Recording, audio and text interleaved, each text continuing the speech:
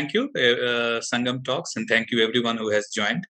The talk is about, the much talked about or much used term ecosystem, and in my book, which is titled Sanghi Who Never Went to a Shakha, there is a chapter called Hindutva versus the ecosystem. So this talk basically will build upon that chapter because the book as such talks on and touches upon many aspects. So the book is more about how a change in the political narrative or in the political or socio-cultural change that India has gone through in the last couple of decades, especially, and definitely around 2014 general election, which suddenly saw Modi winning with a huge margin, and then again repeating that performance in 2019. That was unprecedented in a sense, and it really sent the other people into shock. So why that happened? The book is broadly about that, and it touches many aspects. One of them is about the ecosystem. Even Prime Minister had talked about this ecosystem using the exact word in one of the political rallies, if I remember correctly. So that's what we would be talking about. I would kind of structure this talk in three phases. Now, the first would be obviously, it would be I could sound pretty obvious on occasions, but sometimes it becomes necessary to say the obvious also. So the first phase would be that we understand or we define what is an ecosystem. And the second phase would be to understand why this particular ecosystem that we are talking about, the so-called Congress left ecosystem. Why is it anti-Hindutva? I mean, at such ecosystem in itself doesn't mean it has to be anti-Hindu or anti-Hindutva. And now that I have used both the words, let me clarify that personally I don't see them as two different things. Hinduism or Hindutva are the same thing, but in the course of my talk, it could happen that I can use words which are understood in popular parlance, but which I don't, technically believe in. For example, even the term right wing, for example, it doesn't, the left versus right binary doesn't really completely fit the Indian scenario. Perhaps a better word would be dharmic versus non-dharmic. But without getting into too much of terminology, let me put in the disclaimer that I would be using the terms which are known in the popular parlance or in the journalistic circles, basically. So the first we understand what is an ecosystem. Then this Congress left ecosystem, its genesis, why it's against Hindus or as they say against Hindutva. And thirdly, whether we on the dharmic side or the right wing side or whatever you call, we can have a similar ecosystem. Now, to understand, to start the phase one part of my talk, to understand the ecosystem, the best way to understand something is perhaps to understand the word, because there is a reason why we use a particular term to denote something. Recently, for example, in the COVID-19 second wave, uh, most of you, almost everyone of you must have heard about the term vulture journalism. So why did we use that? I mean, it was pretty obvious why we use that, because vultures are looking forward to deaths. They feed on the dead, literally. So that is something that attracts them or that benefits them, and our journalists were behaving similarly, because they were excited by the sight of dead bodies, that you have a new photograph, you have a new headline. So that's why we called it vulture journalism. And there are so many terms that are inspired from nature. An ecosystem actually is the same term. However, ironically, we don't really see it in that sense. I mean, because we have used it so many times that sometimes we kind of forget from where this term is coming from. And so the best way to understand what is an ecosystem is actually to remind yourself when you had heard this word for the first time. And it must be in your biology classes, that what is an ecosystem. Even now, when you go to Google, and especially you type ecosystem and you go into, say, the Google images, you will see, broadly, almost all the results would be of, a land mass there would be a water body, there would be a hut, and some people standing outside that hut, or indulged in agriculture. There would be some bit of animals here and there, and that's what is how the term ecosystem was introduced to us, and that is an ecosystem. So what is that? So it's various constituents which don't necessarily need to be alike. So you have animals, you have plants, you have water bodies, you have human beings, you have the air, you have the soil, and you have the climate. All of these are part of the ecosystem, and they are not alike. So this is what many a times people don't realize, and have wrong expectations, or wrong understanding when they say the word ecosystem, because every constituent is not alike. Secondly, not only alike, these constituents, in a way, are not even necessarily, or forget necessarily, they are not actually working in some kind of secret understanding with each other. And many times their interests actually can be in conflict with each other. So in the same ecosystem, you have a tiger, and you have a human being, and you have a goat also. So the tiger would like to eat the goat, the goat would like to eat the agricultural produce of the human being, and human being wouldn't really want the tiger to be anywhere around his hut or his village. So and yet they are all part of the same ecosystem. So this is very interesting to understand and realize that what exactly then what is ecosystem, what makes them qualify for this term. The crucial thing is interdependence. If any of these constituents are taken out, the entire ecosystem risks collapsing. So if a tiger is taken out, you would have a lot of goats, or you might have a lots of other animals which tigers preys on, and they might destroy. They might eat up all the plants, and the area might go barren, and things like that. I'm sure that you all of you people do understand it. However, this is what we kind of fail to understand when it comes to the political ecosystem, because or ideological ecosystem, because things are really almost similar even over here.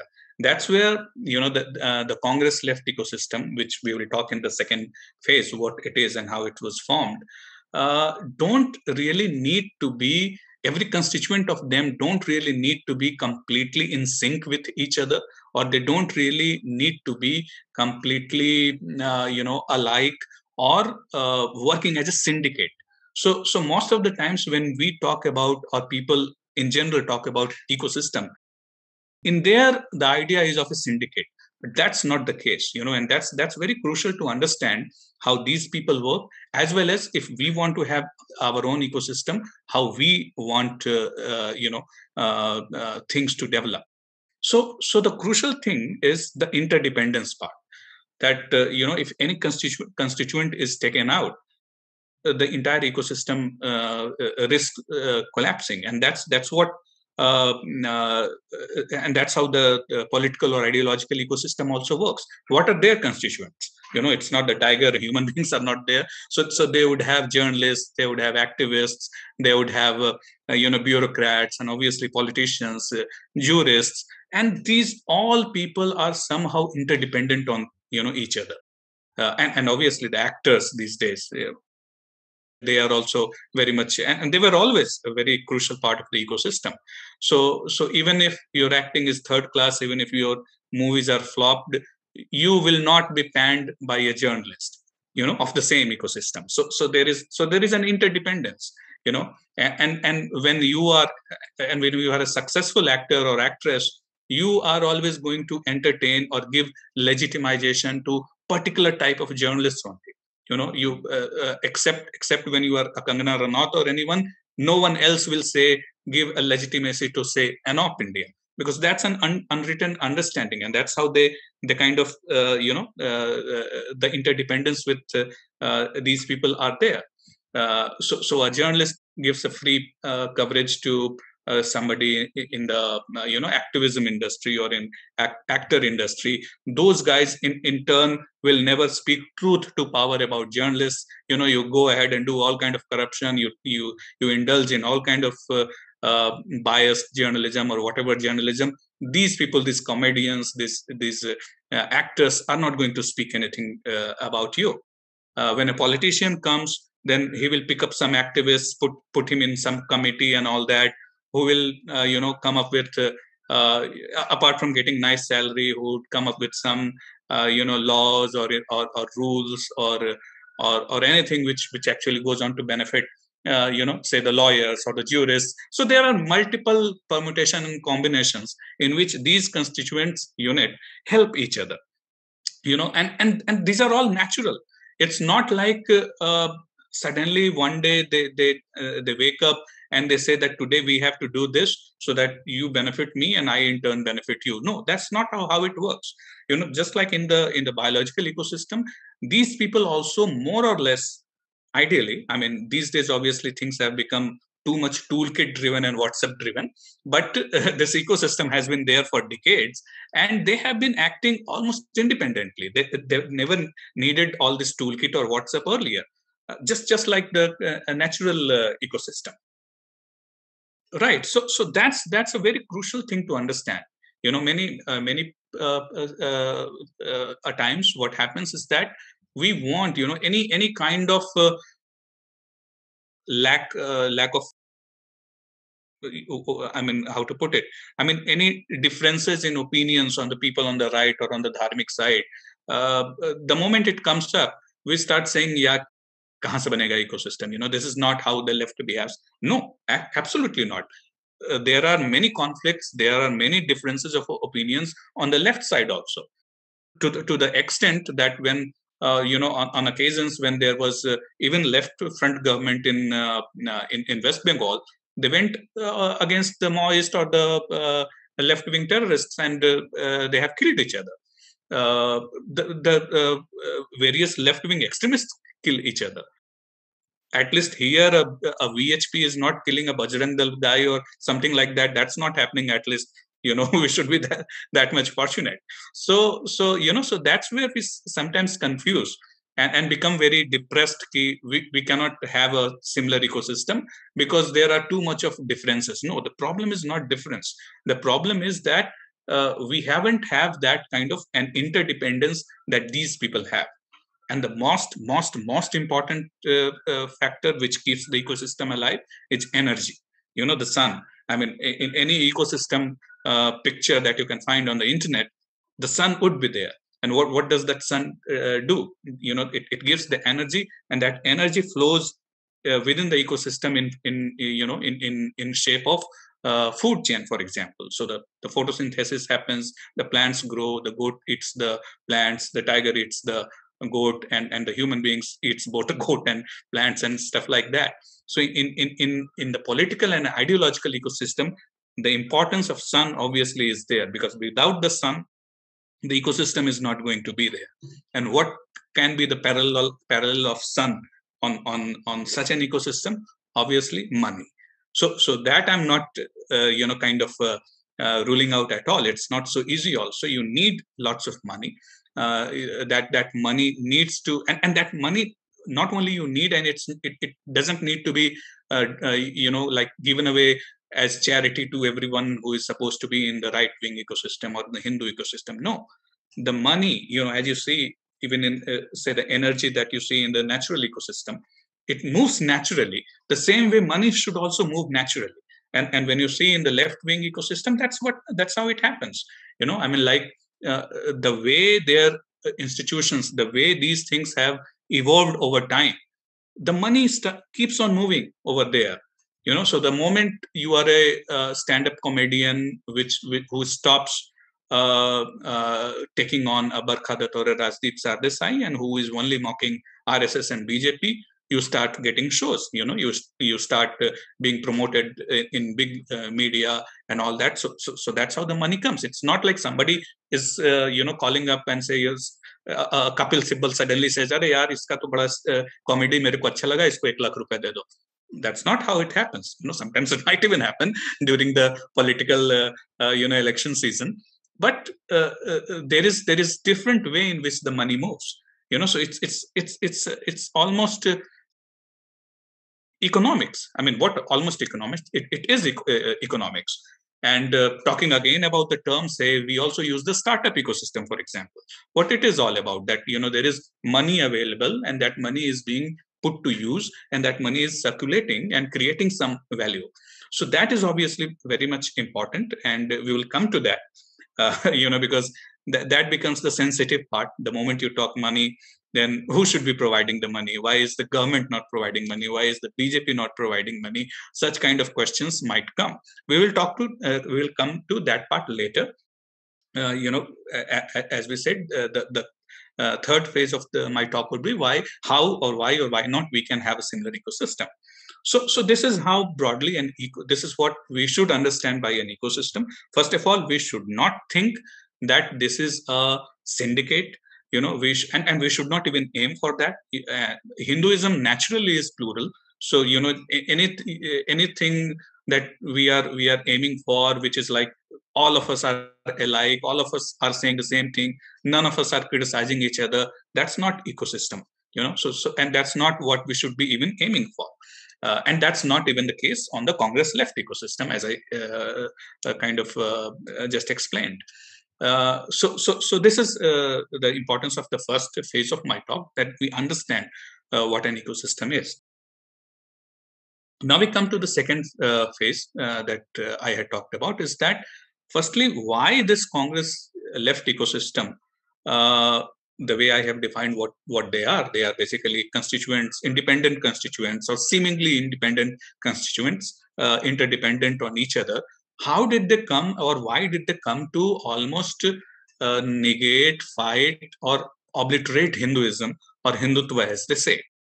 So, for that we have to understand that the genesis, about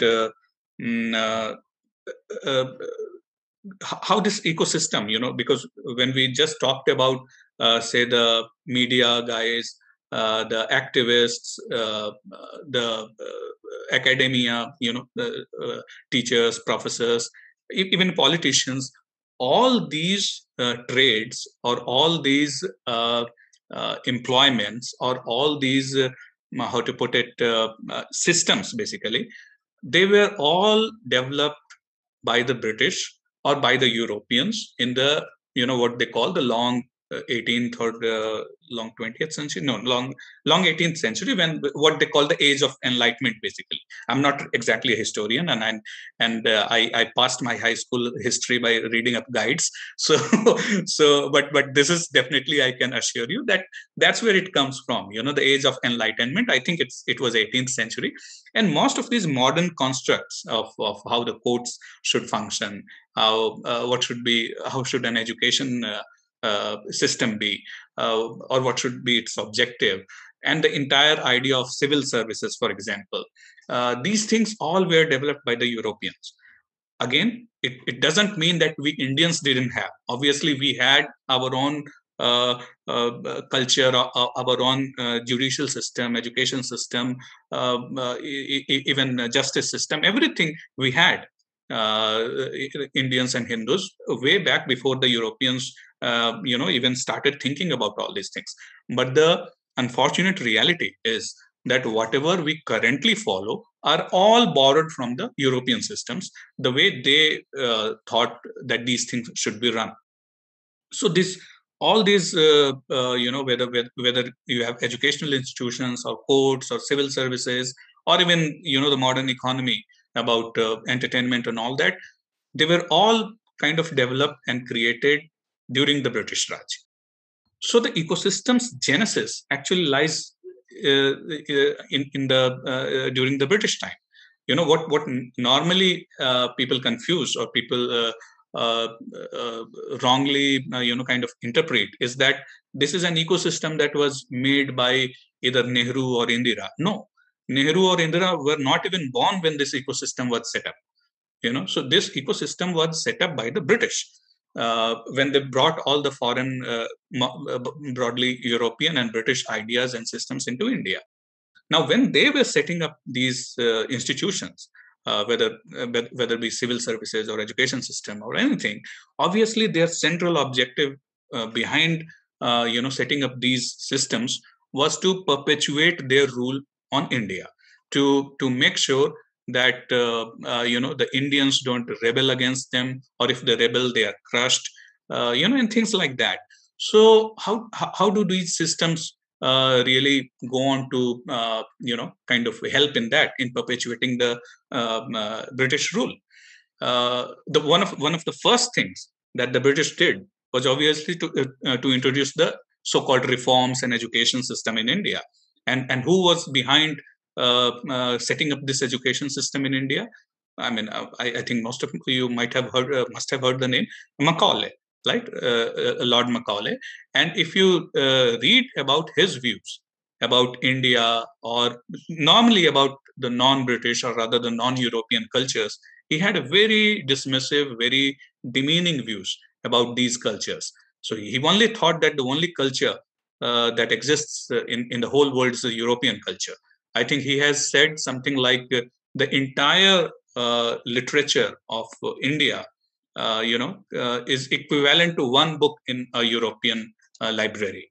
So when you have such a person setting up the education system in India, what exactly do you expect, right? And when Macaulay was setting up, and when the British parliamentarians or rulers were discussing what should be our aim of setting up these systems, especially education system in India, then Macaulay had talked about setting up a class of Indians who are interpreters between the British and the people, the uncivilized people whose entire literature is equal to just one book.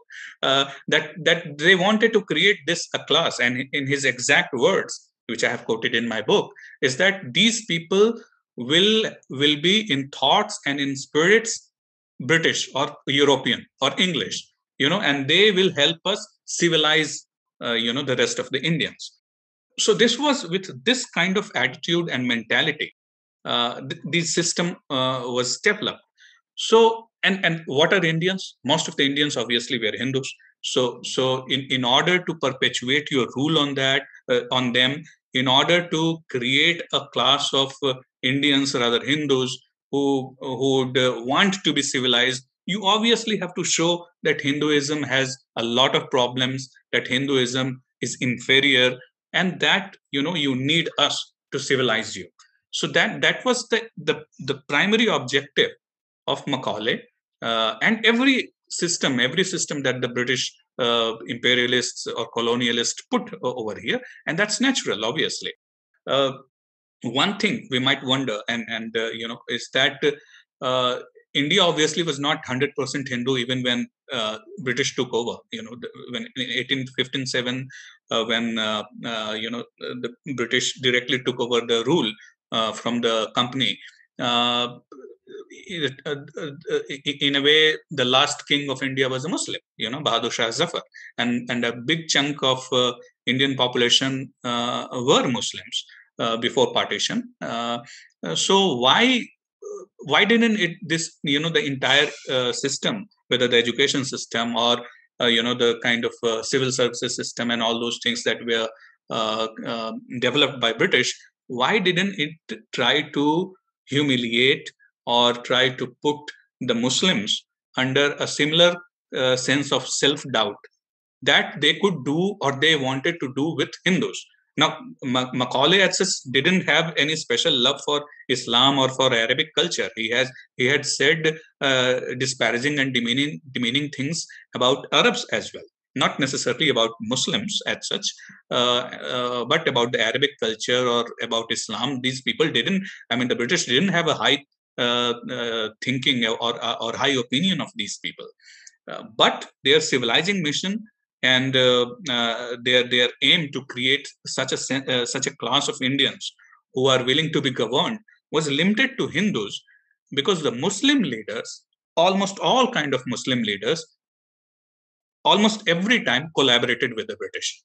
So the British never felt the need to put the large number of Muslims or an average Muslim into self doubt, into a kind of what you call push them into diffidence, to break their confidence about their culture or about their religious beliefs, because the Muslim leaders were always cooperating with the British, except for a few. Ashfaqullah Khan and these people, you can hardly recall anyone, and say the one of the most celebrated Muslim intellectuals in India, Sayyid Ahmed Khan, Sir Sayyid, as he was said, and he was knighted by the British, obviously collaborated with the British on nearly all possible occasions. So the education system or the other systems, when the British created those, they were mostly focused on making sure that Hindus are kind of subjugated, that they don't have they lack self-respect, and they believe that uh, uh, the existence of British rule and the perpetuation of British rule is very important. And did they not succeed? In 1947, when British were leaving India, you had people like Periyar who said that it's a black day. So that kind of you know that's how successful this ecosystem was. So that's the problem. As I said, in the second phase, we are talking that how come this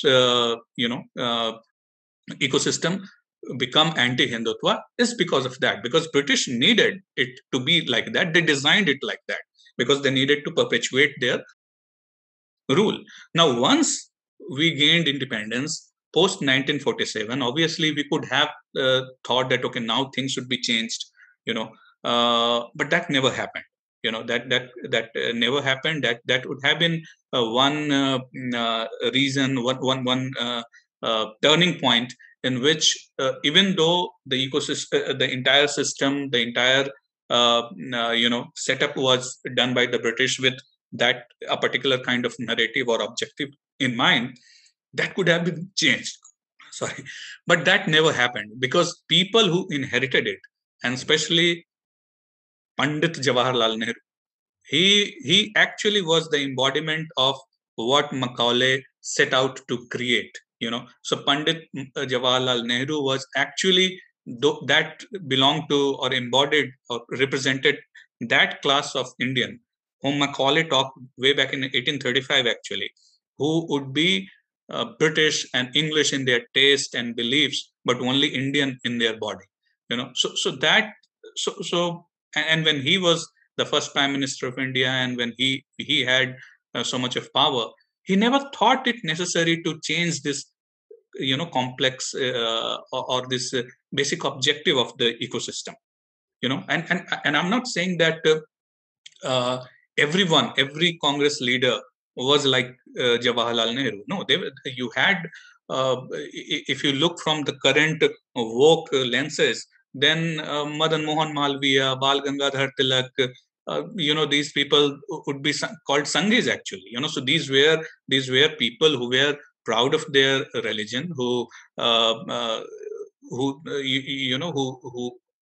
kind of propagated and perpetuated this. If today we have Ganesh Chaturthi being celebrated, even today at such a grand scale in back in Maharashtra, it's because of the tall Congress leaders who had restarted these things. But somehow our Panditji became really taller than everyone, and he had a belief that he kind of saw an eye to eye with the British. He might not completely say that he's not Hindu or anything, although there are statements by him where it becomes pretty apparent that he was not really very fond of his religious identity. And there are statements which show that he also believed that a lot of people, a lot of Indians, and especially a lot of Hindus, and after partition, obviously India was seen as mostly Hindu country. So he was also of the belief that these people, need to be kind of civilized. That's why he opposed a restoration of Somnath temple and all that. Now, where the Hindu politics got the biggest setback, I personally believe, and many people believe, in fact, even somebody like Sitaram Goyal believes, was the assassination of Mahatma Gandhi. So, or any chance of somebody in the Congress uh, who believes in likes of Madan Mohan Malviya or Bal Gangadhar Tilak, that they can stand up to to the Nehruvian thought that Hindus by nature need to be benevolent towards Muslims and things like that. That chance was completely wiped out with Mahatma Gandhi being killed, because that gave a stick to everyone in the Congress, and especially to Pandit Nehru, that anyone talking about Hindu rights or about causes of Hindu is a communal person, is a person who is I mean, you killed the Mahatma basically. So that I think was the biggest setback, which made sure that whatever objective, whatever thought process with which the British set up this ecosystem retained post India, I mean post independence as well, because people got that excuse that anyone talking about Hindu causes is a Godse follower, and that trick is used even till now. The second one, so this is the basic and most important factor why the ecosystem is anti-Hindutva, because it was designed like this by the British.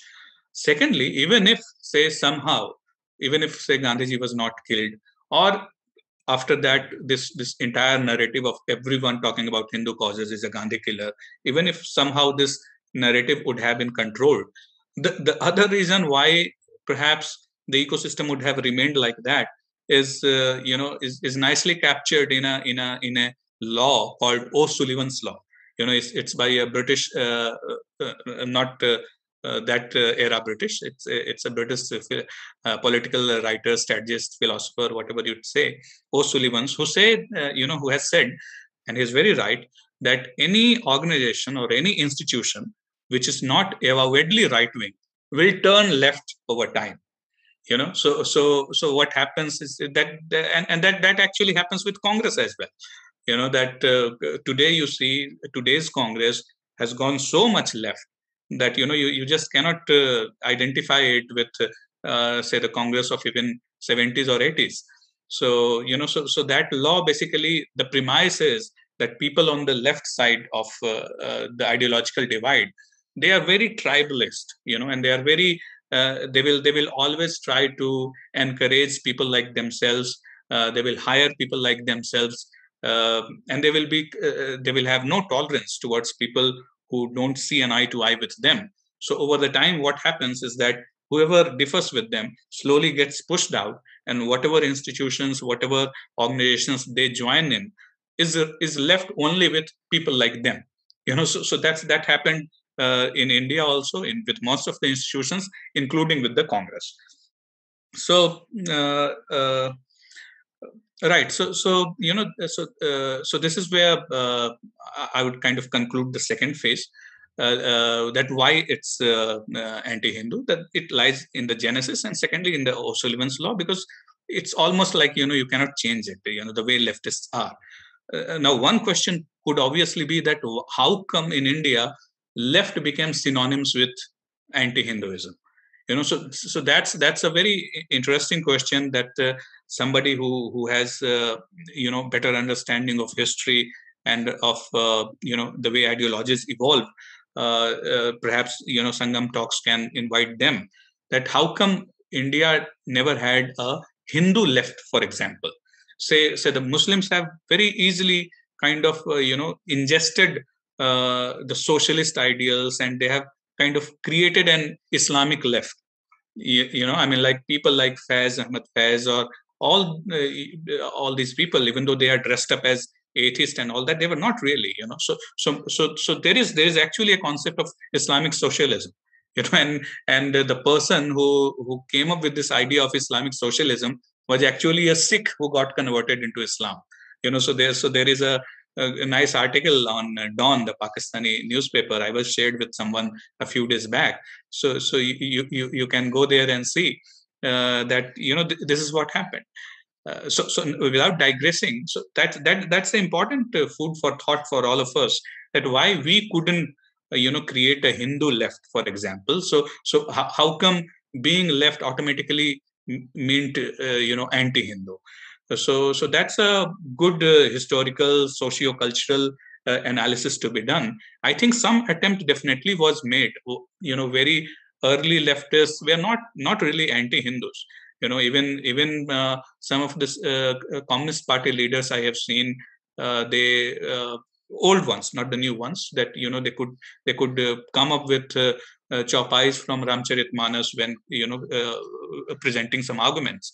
So somehow we that's a ship we somehow couldn't catch, that we could have created or married the leftist ideas with our Hindu ethos, and kind of created a Hindu left, which could have perhaps given some sort of representation to Hindu thoughts, even though the institutions were being captured by the leftists. But that never obviously happened. Today, obviously, left means anti-Hindu. So that's a thought that I would just leave people with. And with that, we would come to the last and final phase, is that whether we can have a similar ecosystem. Now, if we compare to the Congress left ecosystem, for example, and the way it was set up by the British, as we figured out. Now, obviously, we don't have that luxury today.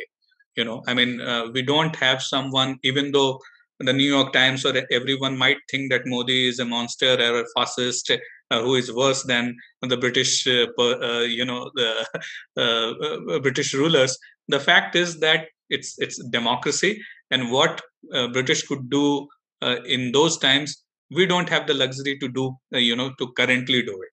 So British could easily establish these systems. They never had to care about a lot of things that the present day governments or the present day Hindus have to care. So one drawback, obviously, or one disadvantage, obvious disadvantage, is that we don't have somebody to set up this ecosystem. So the only way it can evolve is actually through evolution. That we slowly take one step at a time, and it becomes an ecosystem. So for that, obviously, we need to first understand that where is that interdependence. So those interdependence, that movement of money, only even if, say, the government is not doing, even though I am giving some benefit of doubt that the government cannot do, they cannot act like how the British acted.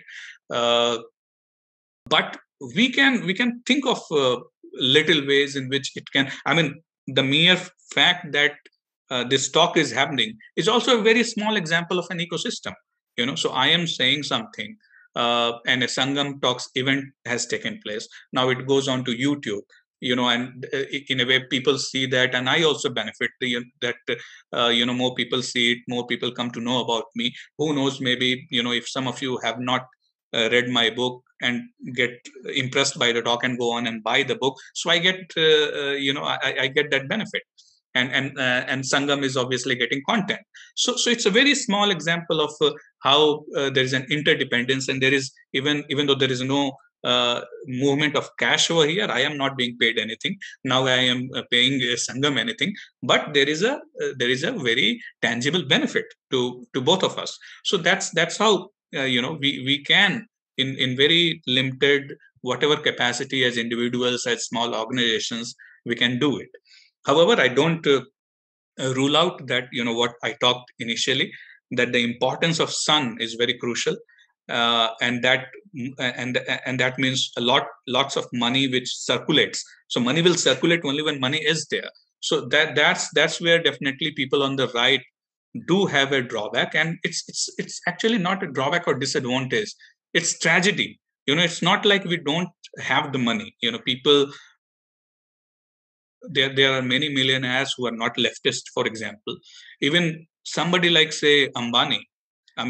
We all of must have seen. He's a very he's a person who believes in Hinduism. He is a very practicing Hindu, and there is no way, at least even the second generation of Ambanis, definitely nothing suggests that they are woke, or they are anti-Hindus. And who has more money than Ambani? So money is there.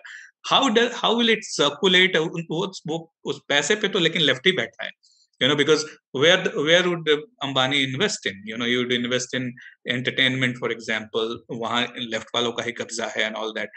Problem is that, so money is there. How to put that in circulation and how to make sure that these important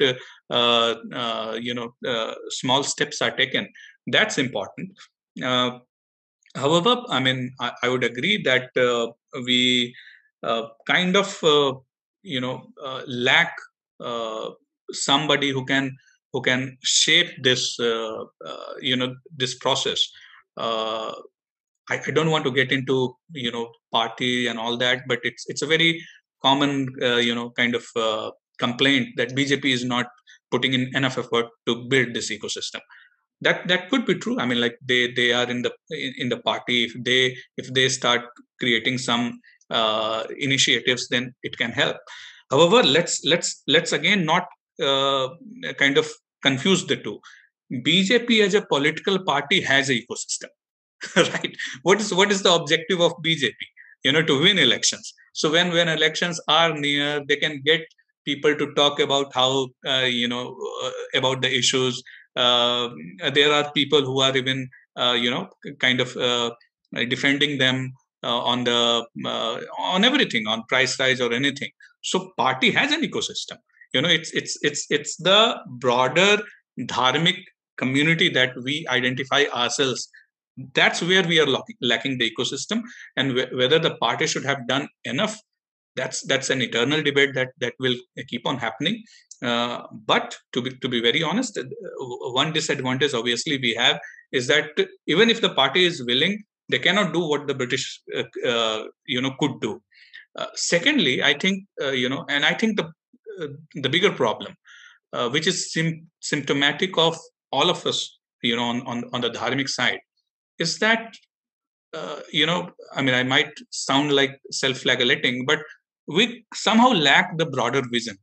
So when British set this ecosystem, they had a vision in mind. They had a goal in mind that we have to rule over these people. So that we have to break their confidence. We have to make sure that they see us as saviors, and we continue ruling over these masses. So what is that grand vision on the Hindu side? Say on an Islamic side, they know that we have to propagate our religion, and if somebody is not Muslim, they are going to hell. So it's actually a service that they are doing by changing people's religion to Islam, and they want to have an Islamic society in every corner of the world. I'm not saying every Muslim is working, I mean, is actively working, but he has to work. This is what even the religion says, that deen has to be promoted and propagated, and Islamic dominance is something that they are aiming for. So there is a target, a very well defined target, in that sense that we have to capture more and more lands, we have to capture more and more people, right? So that's where I think that objective, that what is the ultimate Hindu dream or the ultimate Hindu objective or target, that's something I think is lacking, because I believe that's crucial. When you compare it with how the British set the ecosystem, they had a target. So we need to have that kind of target. Now, the thing is that we are so pluralistic. This is one thing I have said other times also, that if you go ahead and talk to, say, 7 or 8 kind of right wingers and tell them to list, say, the top 3 or top 4 threats that they think Hindus or Hinduism faces, rarely you will find the same top number 1. Because if you have common top enemy, then also it becomes easy to have an objective, that we have to defeat this A, because we have a common top enemy. You go to the left and you ask them the top 5 threats that they believe. Almost everyone invariably will have Hindutva on top. On second, they could have anything. They could have capitalists. They could have people who misogynists or whatever, or nuclear power, whatever. But Hindutva definitely will be on top of every one of them. So they have, in a way, a common top enemy. We might have common enemies, but we don't have a common top enemy. So that also, I believe, is one of the obstacles in why we are not creating that ecosystem, or rather interdependence, because many a times we don't see a point of why this person is doing it. So that's a problem, I believe. That hinders our ecosystem being developed. And there was something that I just forgot. It was in my mind. Anyway, so this is the common top enemy issues there. And thirdly, which is unfortunately the fallout of uh, why what the British did to us, is that we lost our own institutions. So if to in order to have interdependence, in order to create an economy, individuals can create very limited economies, in that sense. If there are institutions, then they can create economies in a more organized, in a more a grander way. Now that's where we have lost institutions, and I think this is where I was not very excited about free the temple movement, say 2 or 3 years back, but now I do see a value in it, because most of the Hindu economics, in a way, was centered around temples, and those temples were simply taken away by the state. So that the whole interdependence or whole ecosystem around the temple, that got destroyed, and we were left with nothing else. Our temples were taken away, and what were we left with? I mean, hardly anything. So in terms of Hindu institutions, you cannot name anything. Perhaps RSS is the only thing that you can say is a Hindu institution. But that's I mean, again, we don't want to get into RSS bashing, that why they are not doing and that not doing. But the fact is that we on the dharmic side don't have institutions. A temple was very crucial, very important, and very wealthy institution that was taken away from us. And this is where I have slight difference with Free the Temple movement, some aspects of Free the Temple movement as well, because many of them are so dharmic, and I have no issue with that. Is that they just want to get the temples back because of religious reasons, or because of the sanctity of temples. But I see it as the ecosystem problem, as economics problem. I would want them to talk about or focus more about how it builds the economy around the temples and how that's going to benefit, because at the end of the day, humans are very rational animals, very selfish people. Not everyone is going to see an eye to eye when you say that we just want to see the deity happy.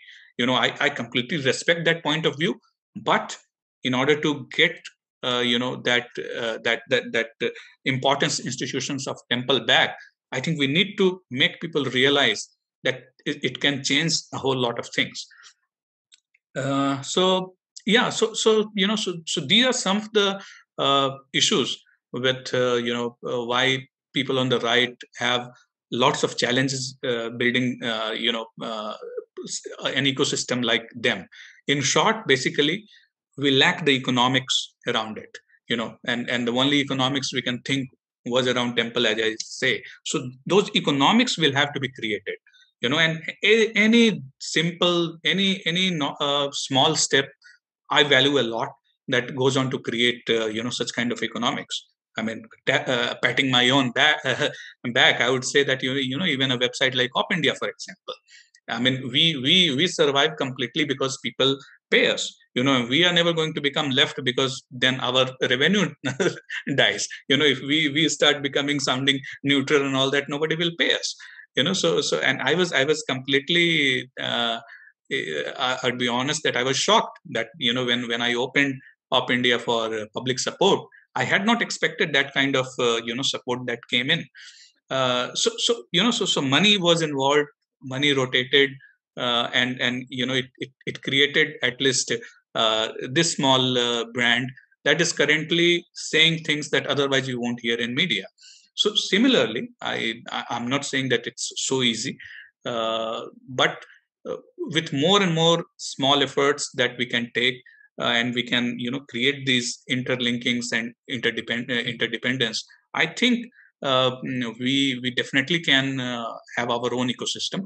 But the fight and the the kind of horizon that which we are looking at, the practical horizon, that's still a bit far. The fight is very tough, but yeah, hope is there. As there is one viral clip of Yogi Adityanath, Hindu nirashawadi nahi ho sakta. So on that note, I would say that that we have to be, we should not be nirashawadi. We should not be thinking that ecosystem nahi ban sakta. Despite all the differences and all that, just as I said, differences are part and parcel. Ban sakta hai. We have to make those small efforts, take those small steps, realizing that what are the challenges before us. Rahul Diwanji asks that in your book you talk about the fact that the rise of Modi is incidental to the rise of Hindutva/Hindu consciousness among Hindus at large. So Hindutva is not because of Modi, but rather that Modi is because of the rise of Hindu consciousness. So could you explain this, please? I haven't said in that many words, but I surely believe that both the forces actually helped each other. So for example, someone like me, the entire book is about that I identify myself as a Congressy Hindu. Somebody who is happy voting for Congress, who doesn't understand the existentialist or ideological or ethno-religious threat that we as community are facing, and we think sab changa hai, and we want to be good, secular, liberal, and all that.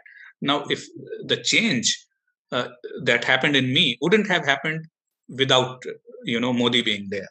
It's not like Modi gave me some personal tuition, but I recount in very detail in the book that why him being there was important, and why his presence created some events, some narration that helped people like me realize that there are things that are that are staring at us as community, as civilizational people.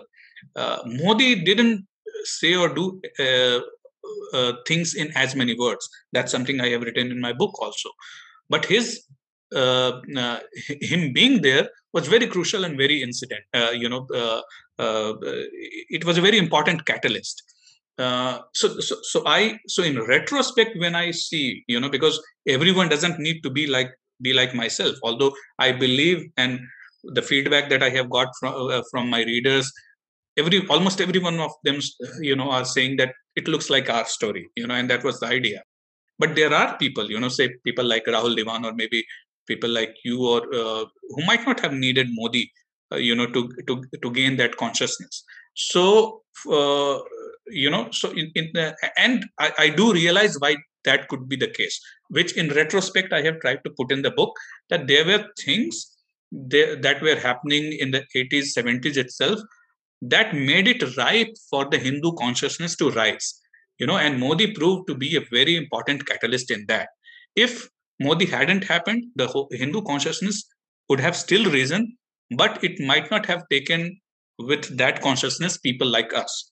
Now, we don't have a statistical, kind of data to show that what percentage of this that are people like me.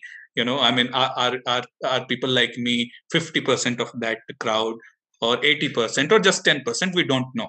But the fact is that people like me wouldn't have been there if Modi wouldn't have been there. However, Hindu consciousness would have still risen because of a historical factor and a series of events which I have tried to show in my book. You were saying that if at that time, at the time of Lokmanya Tilak, probably they would have called them Sanghis. I just wanted to add that Sanjeev Sanyal in one of his talks says, what if history had been written by the other side? Abhi to Nehru and Gandhi call themselves nationalists, and they call Bal Pal, while they call them extremists. If the other side had the right wing, or the Lokmanya Tilak and all had written history, they would have called themselves nationalists, and probably they would have called Gandhi and Nehru loyalists. True. I completely agree. Somehow, I mean, the tragedy is that for some reason Mahatma Gandhi had weird love for Jawaharlal Nehru. The problem is not really Gandhi. And Gandhi, after all, still identified himself as Hindu. He was a practicing Hindu, and he was, he fought for Hindu causes on many occasions as well. Obviously, his weaknesses, or rather crimes, we can say that he defanged the Hindu society too much emphasis on non-violence and all that, and a complete delusion about Hindu-Muslim unity. Now, but to counter that, there were people like Malviya ji who openly said that nahi, aisa nahi ho payega. So had Gandhiji not been so in love with Nehru, and there would have been other Congress leaders who would have had their say completely. You never know that inflection point that could have been there in 1947, where we inherit the structure but not the mentality. That could have been changed. But what happened in 1947 is that we inherited the structure as well as mentality, and that has not yet changed. Thank you very much for a very, very good talk. Set us thinking about things. So my question is actually, having been a former journalist myself, the social media has been seen in the last 7-8 years or so as a huge sort of a force, for voices that were earlier not in the public domain, such as the Hindu voice, the nationalist voice. So the social media has been a huge galvanizing force. I would like to know, Rahul, what is your opinion on that? Because you are managing with Op India. And also, what do you think is the future? Do you think that the social media itself can be a very important tool, as many people say, in a media, to get all our forces together, to get Hindus to actually unite for a cause, even though it is only among educated people who can use the media? But what do you think in the future, say 10 years or 20 years from now? What do you feel would be the role of social media? What do you feel it is now, and what do you feel in the future? Right.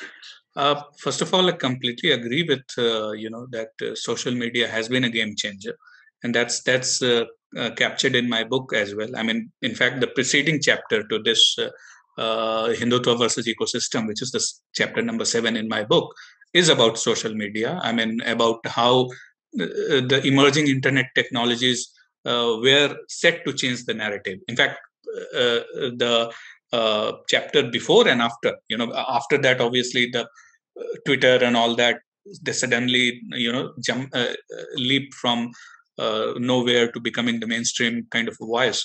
So that's true, and one thing, one line I have written in my book, I like, and which kind of captures the dilemma that we are in, is that Twitter was liberal then, it is woke now. So while we definitely benefited from the social media in, say, 2009-10 to 2015-16 till 2016, it has become another monster after that.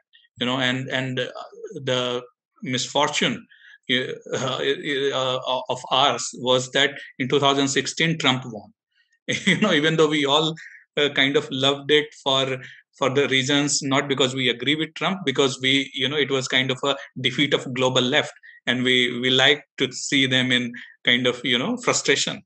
But because Trump won in 2016, these guys suddenly realized that how important getting the same kind of gatekeeping and censorship was important, to have it on social media. So if in 2016 also some Democrat would have won in US, perhaps things wouldn't have been, what we are currently seeing, where social media actually has become, they have become allies of the global left.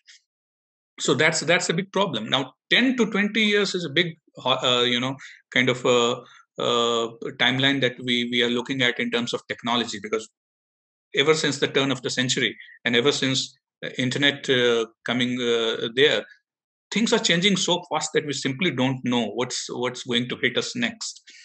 So all the behavioral changes that social media has brought in us, and a lot of behavioral changes have happened. For example, it was like it's been 15 or 16 years since I have read a newspaper, for example. And I am 41 years old. And people who are like 18, 21, and these guys, I don't know what kind of life they are living, Instagram and all that. So the effect of that is we are still to see, and already the technology is changing. So i'm not really very kind of optimistic that social media will continue to be our ally, in a sense that it will give us a way to present our ideas and escape the censorship that was there on the mainstream media. As we speak now, things are still not bad, but it can turn around bad any point of time. And fortunately, there is a pushback from the government also. Like they are kind of they do also realize it.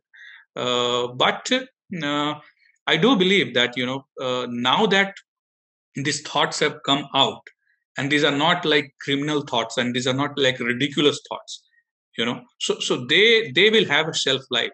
It's the ideas who that fight the battles, and it's the strength of those ideas that define how long this battle would be there. So if not social media, there could be some other way. Maybe finally, once this pandemic is over, we actually go on and start in the real world, daily meetings and stuff like that, and we start doing something, right? So this COVID also is a left ally, I would say, because it has all confined to our homes, and the technology is being captured by left as well. So it's a very bad time currently we are in. However, my belief or my optimism would be would come out from the fact that these ideas are here to stay. That we rediscovering our roots. This was not so on such a stage earlier. It was limited to very few people, and this whole phenomenon was completely defamed earlier, which is not the case now. Now somebody like me can say that I am a Sanghi and write a book. So that's where I draw my optimism from, not really because of the platforms. So my question to you is that if we set up the target of goal of ecosystem as national humiliation we suffered, and by remembering that we create pride in ourselves, how it will be? What will be your comment? Right, that could be a very fair proposition, and something that we can offer. And however, the issue is that the other side already doesn't take pride, in being Indian and all that.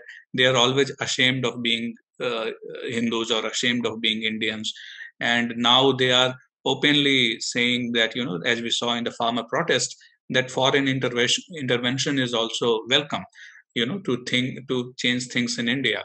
So that's where we get trapped in that narrative, that when you are talking about pride, when you are talking about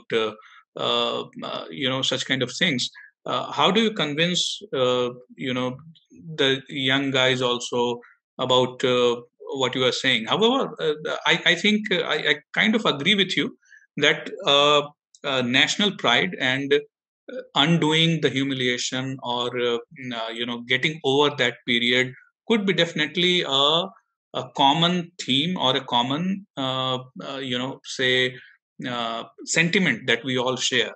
However, it's still not a target. As I had said, that British had a target that we have to continue ruling over them, or to extract so much of taxes, or for example, that still doesn't define a common top enemy. These are easy things for to keep a large flock together. So I'm talking in complete non-idealist manner, in completely practical manner, that this is what you need to do, and that's where as a society we'll have to think. Even if it means it is a very politically incorrect thing, that we find a common top enemy. Because then you need to declare that who is your top enemy. And that's where actually Prime Minister Modi succeeded, because he could find, whether you agree with him or not, he defined a common top enemy, Congress Mukt Bharat. You see, so it becomes easy for him to achieve something because he has defined so politically it's very expedient, it's a very catchy thing, and it has helped him also. But on civilizational basis, we need something similar. We need a parallel of Congress Mukt Bharat, something which is very easy to understand, something very where an enemy has been identified, and something with which a lot of people can associate with. Congress Mukt Bharat cannot be the civilizational war cry, because Congress had such have people, still has, even if it has become woke, it still has people who identify themselves as Hindus. So that cannot be your civilizational war cry. So that was, I was talking in very practical terms that we need that. Pride is something, obviously, I think that's what has brought us together anyway. That's something that we do feel, and that's where at whatever small scale, at least these things are happening. But that one big vision or one big war cry, that is missing. I have a disagreement with you about the genesis of the left-wing ecosystem. But I find that there's a constraint of time, because if I get into my points, it may tend to become longer. I don't blame Macaulay for development or the British for development of the ecosystem. To my mind, it is basically the Congress doing. That is mainly Gandhi, and contributory factors were Nehru. Hindus totally believed Gandhi. They believed in a saint. They totally became a followers of Gandhi when Gandhi came on the stage. That is where the initiation is. When people like Malviya, etc., or even that Arya Samaj leader, I forget the name. No, not Dayanand, a contemporary with these people, who was murdered again by a Muslim boy. Shraddhanand. Shraddhanandji. They all fell in line with the Gandhiji's current talk and thought process. In fact, they all consented to move this Khilafat Andolan. The main person who came up was Savarkar when he became leader of Mahasabha. Prior to that, he was in jail. It didn't have much of a effect on the ongoing things going on in the country. The leader of Mahasabha, he came up with his own theory, of his own views on the subject. That is the time I found that Nehru, etc., they found that he is the one who could really take Hindus away from Congress and develop a separate thought process for it. And as the opportunity came of Gandhi's murder, Savarkar was put in the jail. And thereby his thought process, along with the killing of the total dying of Mahasabha, that thought process also finished. Thereafter, field was open to Nehru. His thought prevailed. Gandhi was also sidetracked. As I mentioned in the earlier talk also, Gandhism survived only for a few years after, or during or after independence. But communism really is the one which really gained the main ground in the policy making field of the country. And that's where the money came from. Once they became the policy makers, they became the main stakeholders, the flow of money was assured to them.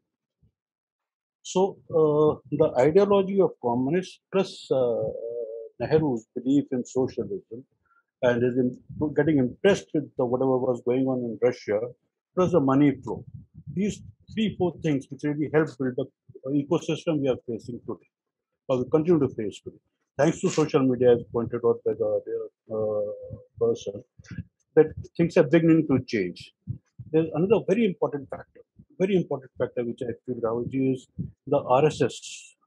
RSS failed to develop any intellectual capabilities.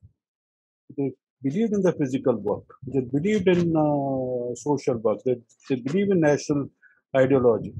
But they totally pushed back the intellectual work.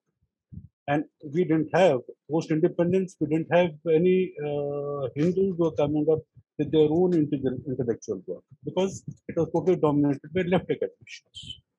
So these are factors which, to my mind, which really contribute to development of that ecosystem. But I'm very happy that social media has come up, and through that, a lot of people are doing the original thinking and coming up with or forming, and the formation of ecosystem is already going on.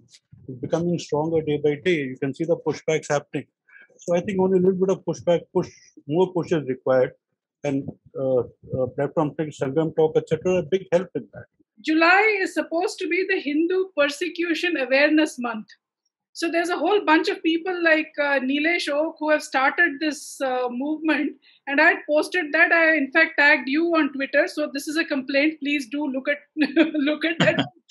Yeah. The point is that if we are able to build stories around the persecution and the genocide that Hindus have faced, it again binds us together. If you look at the Jews, the only claim to fame, besides the fact that they extract their pound of flesh as bankers and as financial whiz-kids, the other point which binds them together is the fact that Israel is their homeland and they have been persecuted. 6 million Jews were killed. The whole world stops talking about anything against them. The minute they say, oh, you killed 6 million of us, we have no such story. I'm sure the number is going to be 600 million, if not, a few 100,000 less than that. It is going to be that many over the years. We don't talk about it at all. In fact, I was so hesitant to change my, the DP to the Hindu Persecution Awareness Month. 4 बार सोचा मैंने कि करूं ना करूं, because that's not the image that I have, and I was worried, and I said, okay, let me put it up, let's see what happens. आज तक लेकिन many people have not either changed it nor have they retweeted. So that's another piece that I just wanted to add. No, you're completely right. In fact, one separate project that we at Top India want to do, and hopefully we would be able to do it, is to document and showcase Hinduphobia, which includes Hindu persecution, at one single place. To start with, obviously a small website. So that's completely on the card, and I have absolutely nothing to disagree over there. That unfortunately our documentation is pretty bad. I forget about what happened, years back or centuries back. What is happening right now in front of our eyes, even those are not documented. So that's where whenever any incident that we find of say a Hindu religious procession being attacked, we make sure that it's covered on Op India, so that it becomes part of documentation. And those things, because Op India covers a whole lot of things. We even cover entertainment, for example. Ki Amir Khan ka divorce ho gaya. So, but so that these things don't get lost in that, we are planning a separate project where we would not only define what is Hinduphobia, we would have opinion articles about it, and we would have systematic documentation of all the persecution that has gone through in the past as well as in the contemporary times. And I would check out this Hindu Persecution Month, the kind of thing, how it happened, or if you have some ready reference, you can please write to me at rahul@topindia.com, and we will try to create awareness about it. When we talk about non-left, one thing that I have observed is that being self-sufficient is really not a priority, or at least I don't see it as a priority for most of the non-left organizations, which means you cannot rely on donation to build a grand narrative. You have to become self-sufficient. Now, there are ways to do it. And we know that, you cannot achieve karma or dharma without artha. Now, even if I'm reading my, our scriptures right now, and I can see that even ashrams were self-sufficient. They never used to get any patronage from the kings. The land was there, which was outside of Janapat, so which means they can take the land, but of course they will teach the kids, and they will become self-sufficient. They'll have cows there, they'll have farming, they'll do farming. So self-sufficiency is something which is already there. Why is it that the non-left is not focusing a lot on it? Today, I see a lot of platforms which are coming up with subscription, which is a fantastic way of actually engaging people. You're paying for the content. The other way is by people selling the merchandise, whether cups, mugs, T-shirts. Another very good idea. So, do you think that's actually the way, or am I not seeing the correct, complete picture? And second point, now this is a little sensitive point. A lot of non-left organizations go out and criticize Hindus. They say that, look at Muslims, look at Christians, they pay 10% of their income towards building narrative. That's a myth. The 10% income that they pay to the religious institutions, and we know that the corruption there is rampant. The money which goes to the masjids, the money that goes to the Christian institutions, they go towards paying the lifestyle of the priest there. It never goes into building narrative. Now, what do the intellectuals do? They go out and grab the institutions. Let's face it, nothing was given to them on the platter. They took the opportunity and they captured it. Now, when we don't give a benefit of doubt to Modi ji and they say that, it is you are in power, and if you're not able to do something, which means it's not that you can't, it's just that you either are not able to, you don't have the capability, or you don't want to. Do you think similar arguments should be used for non-left groups also, to say that today you have a lot of takers? If you're not able to make it into money making, I'm sorry for using the word business, then somewhere we are lacking. Do you think that's a very biased approach or very uninformed approach, or do you see any point there? No, I don't find it biased, uninformed, or even insensitive. This is something I have myself been saying. And, on Up India, we call it subscriptions. Obviously, people pay it, many of them pay it with belief of, or rather an attitude of donation. And we are coming up with ways to become self-sufficient, and we are self-sufficient actually. So that's fairly a valid point. I mean, I don't disagree over there. However, where I might disagree is that we are. I mean, it's a very unequal war with the left, So that's where we cannot expect our warriors, in whatever small capacity that they are, to try to fight by the same rules. So just like reservation in jobs are justified by the people on left. In that sense, I would say that people on the right, if they are looking at some kind of charity or donation, it's not wrong, because that supporting ecosystem, again the word comes back, is not there. So if somebody is expecting some kind of charity in that sense, it's fair. It's more like, I would say, the reservation kind of a thing, that you are getting compensated because things where you were never in power, you were always discriminated against, and all that. However, the broader point I completely agree with is that everyone will have to think of becoming self-sufficient, and that's where perhaps you missed the initial part of my talk, where I did talk about money. That it's the most crucial part of the ecosystem, and you have to develop economies around it.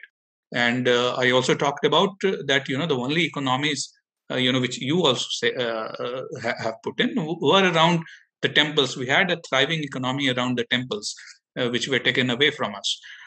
So that's where it, your comments might sound unfair to a few people, and I could sympathize with them, even though I come from an old libertarian or liberal school of thought. So for me, and I am an MBA, so for me, business and self-sufficient, these words are like, I live for them. I cannot find them bad words at all. I have to be in the business. I have to make money. No doubt about that. So I completely agree with that. But if somebody might find your comments a little insensitive, which you also thought could be, is because of that because we never had that kind of equal footing. For example, let me talk about myself. I was before I became vocal about my beliefs, and that's the journey I have covered in my book. I was writing news satire, right? I founded Faking News. Now, for me to get content partners or to get people to openly support you in that media industry is very difficult if I become vocal about my ideological beliefs. So if I were to continue being in media today, I am damn sure that this book definitely wouldn't have been written. And whatever I tell, write or say on my public profile on Twitter or anywhere, 50% or maybe 60% or I don't know, even 70% would never have been written by me, because that's how things are. I mean, they do capture. You rightly said that they get a opportunity and they capture the institutions. So how do you survive in that environment? They would not let you survive. It's very difficult. I mean, but again, I do agree with you that we cannot keep on crying about it forever. I mean, realizing it, we do have to go for self-sustenance. We do have to go for profitability. It should not be seen as like a bad word, and we do have to think in that sense. So in traditional way, Brahmin or Baniya dono wala dimag rakhna hoga. So first is, in your opinion, because this whole Kashmir issue is playing out in my mind, Article 370, when it was abrogated, I was actually impressed that, dumb hai, like that. But, and of course, now the first meeting has happened with the political leaders. So in your opinion, my first question is, how do you think the Kashmir issue will pan out? And eventually, will it get resolved? And what will, Team Namo and, would need to do? And my second question is now, because I know you end your book with Sitaram Goel, what he thought about RSS, and your concern about, actually Hindu is in danger. मुझे भी थोड़ा डर लगने लग गया है. So 2024, what do you think, with this COVID handling, apparent handling, brand Modi apparently has taken a hit. So do you think it'll impact 2024? These are the two questions. Kashmir and then 2024. Yeah, sure. So both are pretty political question as such. And I have not shied away from answering political questions. In Kashmir, I cannot obviously say what's on Modi's or Amit Shah's mind. I mean, I'm not an insider.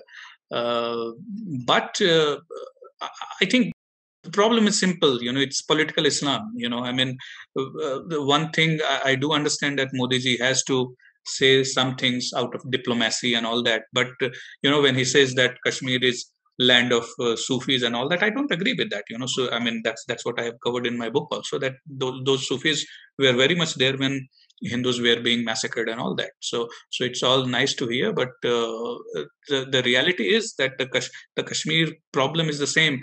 What we had seen back in 1947 it's a problem of Islamism. It's a problem of political Islam. It's not a political problem in a sense that it's not an electoral political problem. So unless you have a plan to tackle Islamism, you cannot solve Kashmir.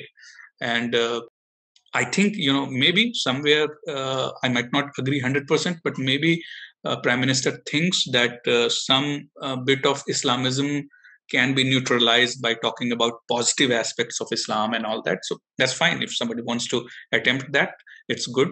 But in practical ways, I think unless you change the demography, it's not going to help, and in that sense, removing of Article 370 in a way has helped, because many people could get domicile certificates and all that. So while new people have not, no new settlements have happened, who can vote, who can have a say in the local scheme of things, and now delimitation would be there. So those things can slowly change. And obviously, if we are going to change the demography the way Israel does, then we are in serious bit of problem.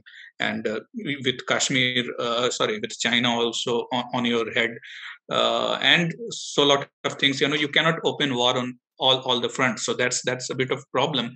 Otherwise, obviously, you need to completely make Kashmir, quote unquote, an integral part of India. You let people go and settle over there, and the demography. I mean, as politically incorrect it might sound, the demography, unless that's changed, nothing is going to happen. But then easier said than done. I mean, these people have got a real government to run, real terrorists and stone throwers, stone pelters to tackle. So they are taking a piecemeal approach. I don't think they are doing time pass, or it's of no use. It's a step in right direction. How long we are going to take, I don't know. And it's definitely not the only thing that we need to do. About the 2024 elections, it's still far away. Brand Modi definitely has taken a little bit of hit, but at the same time, if his handling is so the post-COVID handling, it's seen as something which is appreciable. Which is where now you see that all the focus of the Congress left ecosystem is to attack the vaccination drive. Because that is something that can undo the damage. When people see that vaccination drive actually was pretty effective and a third wave could not happen, or whatever, or giving relief in whatever manner. So it's all about controlling the damage. And that's where I think, he has the time and he has the skills and all the required, things also to do. So in short, it's a bit early for 2024. If elections were just next year, surely it would have been a big challenge. But currently, unless a bigger third wave arrives, I don't think 2024 is going to be lost because of COVID. Because of huge complications that might arise, economy suddenly going really down and all. That's another thing. And that's where his focus is, that to make sure that doesn't happen. One, as a Kashmiri Hindu, I can tell you, Rahul is correct. Unless the demographics change, there isn't much that can happen there. The religious sentiments of the people overrules their political loyalty to state. Islam does not recognize geographic or nation states. They believe in caliphates, ummah. So unless demographic change, then which is not going to be easy. It's just not going to be easy. And unless the Jammu politicians and the Jammu Dogra start actively getting involved, very little will happen. But my question to you, both of you, is: I'm not so much worried about what happened in the past, although we must learn from history, we must wear it on our sleeves. What I want to understand is, how can I contribute now? And in terms of how do we, I don't know where to look to. I want to spread the message of Dharma. I want to spread the message of Hinduism. This secularism business is all right, but the fact is we were ethnically cleansed from our homeland. And that will happen in Kerala, it will happen in Bengal someday or the other. So what is it that we can do to create that inspiration? Money and everything else will come. But who will guide us? Who is that fountainhead? Our strength as well as weakness as Hindus is that, we are quite pluralistic, and there is no central body from where you can really seek any guidance or any dictate from. So we all have to, kind of operate in whatever domain we have identified for ourselves, and then look forward to build, that kind of some interrelationship or interdependence that we can, figure out, and that's how ecosystem gets developed. So one is that please don't think that it's you don't have a time, because it's not your fight. It's the fight of the identity, it's the fight of the civilization, and that timeline has to be, the fight has been happening for 100 years, rather 1,000 years. And who knows, it might go for another 1,000 years. So what we can do, within our own lifetimes, within our own small domains, I actually sometimes I don't, and I'm really serious about it, that if I think that, okay, in 2024, for example, somehow Congress left ecosystem comes back and, we are driven out of business, I would be happy to just raise my daughter as a proud Hindu. That would be a job done by me. So even if we are doing that, in our immediate circles, we are making sure that people are aware of things that we are never talked about. We still don't know many details about, say, for example, what happened in Kashmir. Even that would be a job well done. So I would see that in that sense. While I do kind of appreciate and even share some of your, concerns that we have less time, even I feel like that. But, I don't know whether you were there or not when I talked about Modi, Yogi ji's line कि एक हिंदू निराशावादी नहीं हो सकता. So that's where we have to seek inspiration. Whatever little we can do, it will all go on to help in the big final fight. My question is that before British came, there was a tussle between Hindu and Muslim ecosystem. So I think there was a Hindu ecosystem before British destroyed it. Sure. So is there a hope ecosystem can be created, and can it replace the current British ecosystem? Second, in nature, you gave examples of ecosystem. So they are created many times by some sudden changes or mutations. So can Modi, Somnath, Ram Mandir, CA protests, etc., can be considered those mutations or nudges towards creating the Hindu ecosystem? Dhawan, the last phase of my talk actually did touch upon that, what are the challenges and whether we can create that our own ecosystem. But you are right that before the British, the Islamic invaders destroyed our temples, killed people and all that. But the British actually destroyed, our ability to hit back, our ability to have the ecosystem or, a support system by, bringing in the laws, completely changing the narrative. You see what happened with the Periyarist ideology and all that, which were, kind of aided by them. So in that sense, actually, the Islamic invaders didn't do non-physical harm to the extent British could do. And we talked about, how we can do. We can I think create. That's what my talk was about. That how we can. So I am hopeful that we can go back to those times. Go back to those. It doesn't mean that being regressive, but we can have our own thriving system or ecosystem. It's possible. Currently it's an uphill task, but that's what the talk was about. That it is possible. Hi Rahul, thanks a lot for taking the time to speak to us. So the question I have is, the right wing has largely never been in power. So when BJP has come back to power since 2014, why hasn't there been a significant investment from the current dispensation towards enabling right wing? Is it because they don't simply understand the ecosystem logic that you explain, or is it because they still think that they could use the Hindu-Muslim divide to win polls? What is the reason we see such a low, and even people like Sai Deepak have openly criticized government for their lackadaisical attitude towards building the ecosystem? Yeah, I kind of indirectly talked about it. That while I don't give a free pass to BJP at all, and it's in a way their moral responsibility that when they are in the power, they should go that take that extra effort to create a civilizational ecosystem. However, it's at the end of the day, they are a political party. They would be more interested in creating a political ecosystem rather than a civilizational ecosystem. Now we can keep on lamenting, we can keep on berating them, but that's how human beings are. You do things which immediately benefit you because, as some economist had said, in the long run, everyone is dead. So for a political party, you have to, their immediate need is to win the next election.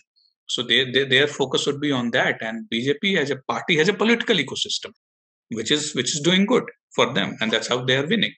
The civilizational ecosystem, fine. BJP has a moral responsibility towards that. Why they are not doing, we can keep on debating. On Twitter, we had a space for more than an hour that, and unfortunately we have run out of time.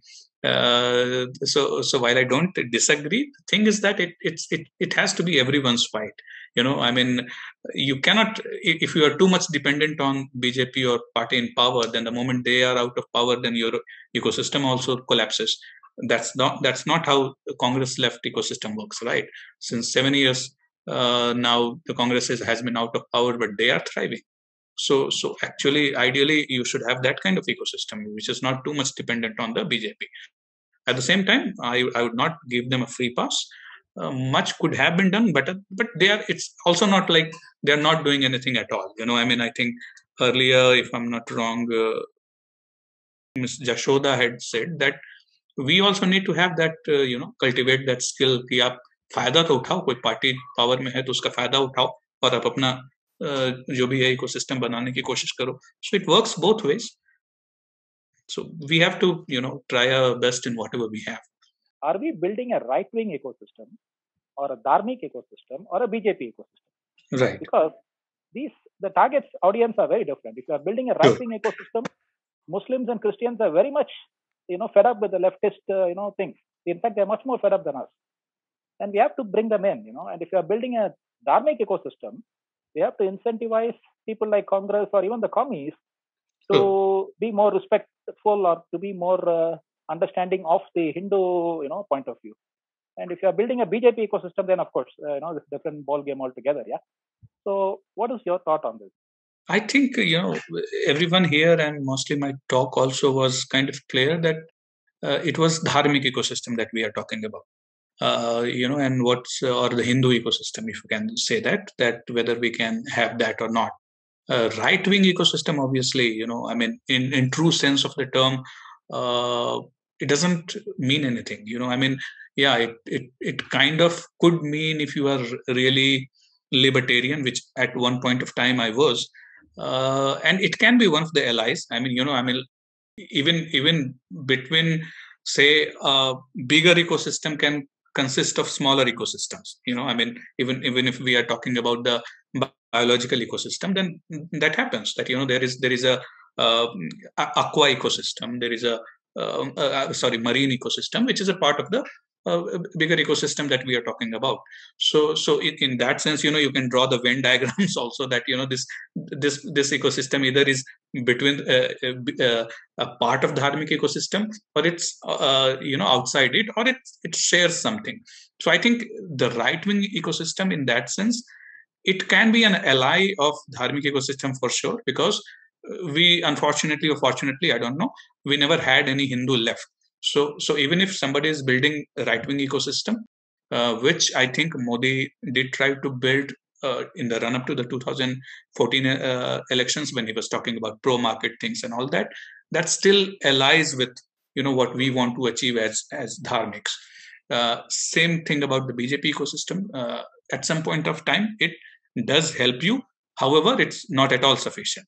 So you are right that there can be various kind of ecosystem, but I think, my understanding was that everyone here kind of agrees that we are talking about a Hindu, a civilizational ecosystem, and that's definitely very different from a right-wing ecosystem or a BJP ecosystem, both of which actually in some way or the other kind of exists. Right-wing ecosystem in a way are pure free markets. Obviously, we are not living, for all practical purposes, actually, we are living in a socialist state.